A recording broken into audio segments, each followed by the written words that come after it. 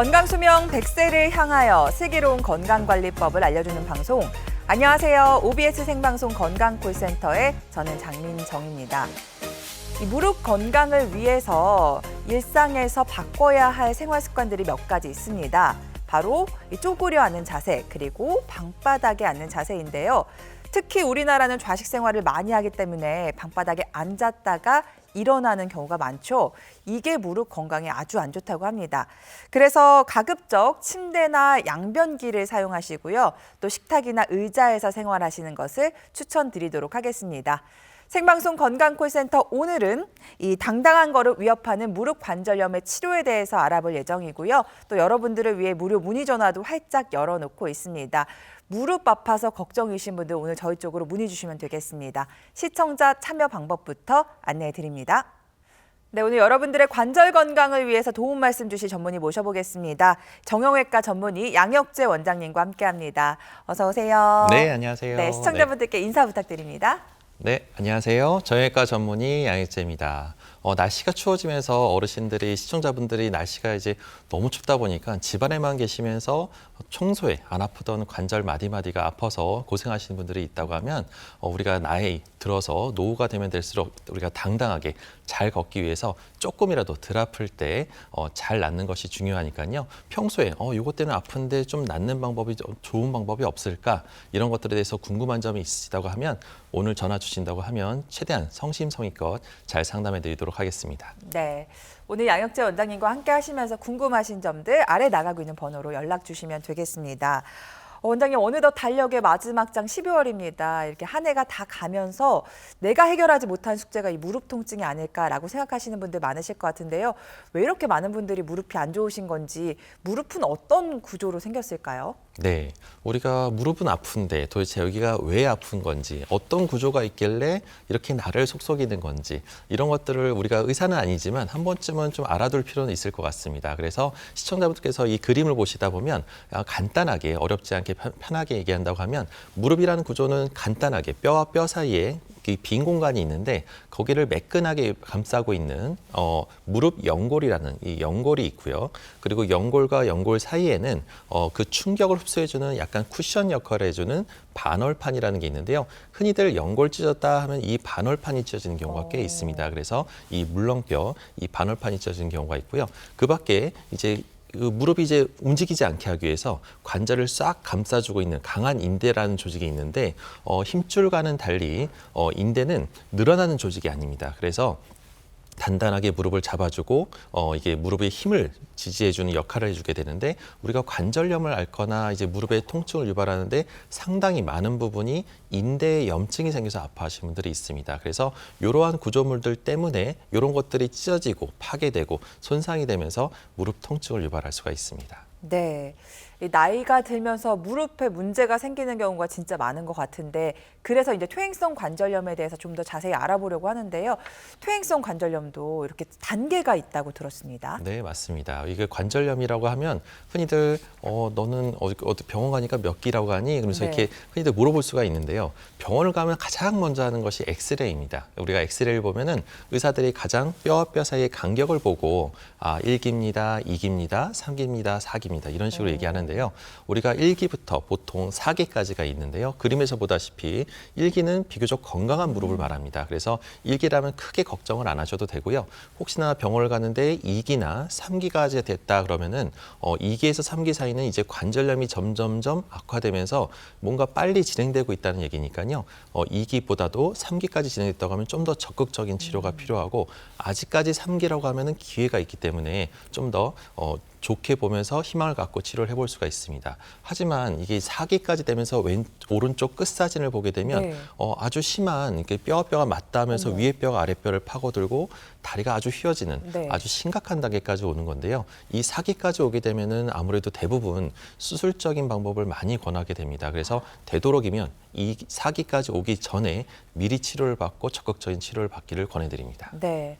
우리가 이제 성적표 수미양가 받듯이 관절염에도 1기부터 4기까지 있는 건데요. 이 관절염 초기에 병원을 찾을수록 조금 덜 무서운 치료를 받을 수 있다고 하죠. 네, 맞습니다. 무섭지도 않고 게다가 또 비용도 좀 더 덜 들고 더 빨리 나을 수가 있습니다. 그래서 되도록이면은 우리가 이제 초기 단계, 우리 관절염이 1기나 2기 단계에서는 보존적인 치료로 해서 적절한 운동 치료랑 간단한 약물 치료, 그다음에 물리 치료를 통해서 증상을 많이 빨리 좋아지게 할 수가 있고요. 하지만 2기에서 이제 3기로 넘어간다 그러면은 이럴 때는 좀 더 적극적인 치료를 해야 돼서 하지만 수술까지는 아니고요. 대부분 비수술적인 치료를 통해서 우리가 흔히들 뭐 동네 의원을 갔을 때 이제 연골주사를 맞거나 아니면 뭐 스테로이드 주사 같은 걸 맞는 경우가 있는데 그런 주사보다도 좀 더 좋은 치료들이 있습니다. 그래서 줄기세포를 이식하는 시술이나 아니면은 자가 골수 농축 흡입 수술 주사나 아니면 그 밖에도 인대의 염증이나 통증을 잡아줄 수 있는 우리가 증식, 재생 주사 같은 것들이 많이 있기 때문에 좋은 주사들을 적극적으로 제때 정확하게 잘 치료하게 되면은 진행되는 속도를 낮추고 통증을 잡고 진행을 안 되게 막을 수가 있습니다. 네. 하지만 또 다리가 너무 많이 휘어져서 너무 심해졌다. 그럴 땐 또 그게 걱정할 게 아니라 인공관절이나 이런 큰 수술 말고도 안 아픈 자기 무릎을 살릴 수 있는 여러 가지 재생 수술법도 여러 가지가 있습니다. 네.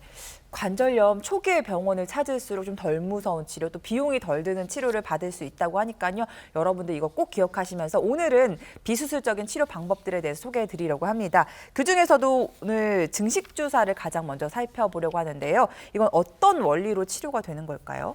네. 우리가 아까도 얘기했다시피 이 관절에는 인대라는 조직이 있는데요. 인대가 상당히 복잡 다단하게 있습니다. 그래서 그 인대가 상당히 통증을 잘 유발할 수가 있고 안쪽이나 바깥쪽이나 뒤나 이런 것들이 여러 군데를 통증을 유발할 수 있기 때문에 어디에 인대에 염증이 있는지를 정확하게 알아서 통증을 잡는 건데요. 이 증식주사의 원리는 그 인대의 염증을 근본적으로 잘 아물게 유도를 해주는 겁니다. 그래서 정밀 검사, 우리가 엑스레이나 이런 걸로는 정확하게 볼 수가 없고요. 초음파나 MRI를 통해서 인대 염증 부위를 정확하게 찾아내고요. 그 부위에 정확하게 주사를 놔서 우리가 염증 부위를 제대로 치료할 때 일시적으로는 통증을 유발하면서 약간 염증이 생겨서 통증이 좀 악화될 수가 있습니다.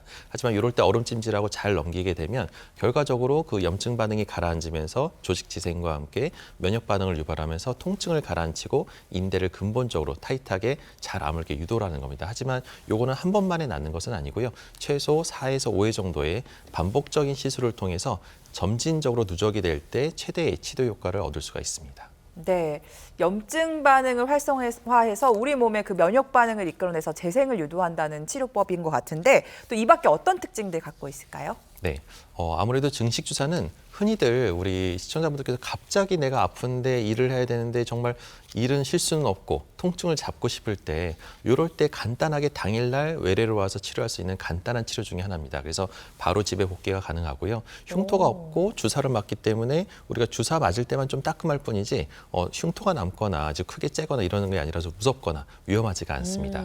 그리고 안정성이 검증이 돼서 이거에 대한 부작용이나 이런 후유증에 대해서 특별히 보고된 바는 없고요. 근본적으로 인대의 염증을 잡기 때문에 이게 쉽게 재발하거나 또 이게 더 악화될 걱정을 특히 안 하셔도 됩니다. 그리고 치료의 범위가 무릎 관절뿐만 아니라 모든 관절에는 네. 인대라는 조직이 감싸고 있기 때문에 여러 관절을 다 치료할 수가 있습니다. 네, 말씀 들어보니까 정말 간편한 간단한 주사 치료에 해당하는 증식 주사 치료, 그런데 또 조직 재생까지 가능한 근본적인 치료라는 생각이 드는데요. 치료했던 사례들도 한번 살펴보도록 하겠습니다. 첫 번째 준비된 사례가 50대 어머님의 사례인데요. 보통 무릎이 안 좋다는 신호를 많은 분들이 얼마나 걸을 수 있느냐 이걸로 보시는 것 같은데 많이 걸으면 붓고 아프셨다 그러더라고요. 네, 이 어머니 같은 경우는 나이는 너무 젊으시고 56세신데 갑작스럽게 쩔뚝쩔뚝거리면서 들어오시는 거예요. 그래서 이게 나이대에 맞지 않게 이게 지팡이 없이는 못 걸을 정도로 통증이 아주 심하셨습니다. 네. 그래서 엑스레이를 찍어봤지만 엑스레이 상에서는 특별히 관절염이 한 2기 정도 소견이라서 이렇게까지 아파할 소견이 없을 텐데라고 하면서 근데 걷지를 못하시고요. 한 30분은커녕 바로 앞에 한 20-30m도 걷기가 힘들어하셔서 왜 이렇게 많이 아프실까 해서 정밀 검사를 진행했습니다. 그래서 왼쪽 사진을 보게 되면 우리가 MRI라는 소견을 통해서 뼛속까지 아주 깊이 볼 수가 있는데요. 뼈의 그 진한 검은색으로 보이는 부분이 짙은 회색빛으로 보이는 게 건강한 뼈인데 왼쪽 사진을 보게 되면 하얗게 아주 심한 하얀 부종을 유발하고 있었습니다. 그래서 네. 뼈가 심하게 부어오르면서 마치 누가 큰 망치로 무릎을 꽝 세게 때린 것처럼 아주 극심한 통증을 유발할 정도의 그런 소견이었거든요. 그래서 이 정도로 심하게 아프면은 당연히 통증이 이 정도로 못 고를 수가 있어서 이게 이제 솔직히 말하면 너무 증상이 심해서 이걸 수술까지도 고려를 해야 되나라고 걱정했던 분입니다. 근데 일 때문에 도저히 실 수가 없고 당장 자기는 좀 치료를 좀 해달라라고 해서 하시고. 반복적으로 우리 증식 주사를 한 5회 정도 했고요. 이분 같은 경우는 그래도 조심도 하고 일도 조금 줄여가면서 일은 하긴 했지만 일도 줄여가면서 같이 협조를 정말 잘해주셨습니다. 그래서 반복적으로 5회를 시행했고 마지막 5회 때 한번 증상이 이제 얼마나 좋아졌고 이제 재발하지 않을 건지를 한번 검사를 해봤더니 오른쪽 사진처럼 너무 비포 애프터가 달라져서 아까 뼈에 하얀 거 다 어디 갔나요? 다 사라졌습니다. 네. 그래서 아주 건강한 무릎으로 돌아오셔서 네. 다행히도 이때 제때 치료를 안 했으면 아마 인공관절을 하거나 급하게 너무 젊은 나이 때 큰 수술을 할 뻔했는데 네. 조기에 빨리 발견해서 그래도 잘 나으셨던 좋은 케이스 중에 하나라고 할 수 네. 있겠습니다. 시술 전 사진 보면 너무 아파 보이시는데 5번의 증식주사 치료만으로 저렇게 좋아지셨다는 거 저희가 확인할 수 있었습니다. 지금부터는 여러분들의 문의 전화 받아보려고 하는데요. 시청자 참여 방법 다시 한번 안내해 드리겠습니다.